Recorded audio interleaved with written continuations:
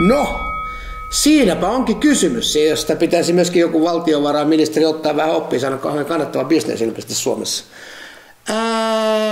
Mun mielestä niin kun näitä tarkastajia ja ratsaajia pomppii ympäri ämpäri pienen 2 ihmisen firmassa roikkumassa ja onko lupia vai eikö ole lupia, niin kun niitä kannattaisi keskittyä oikeasti näihin isoihin kissoihin, jotka tekee satoja tuhansia tai miljoonia tai kymmeniä miljoonia bisnestä.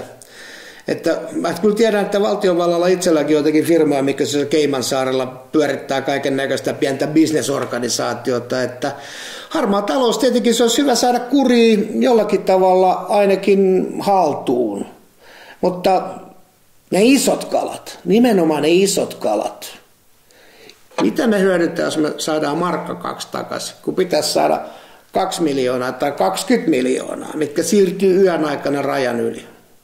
Tämä on fakta.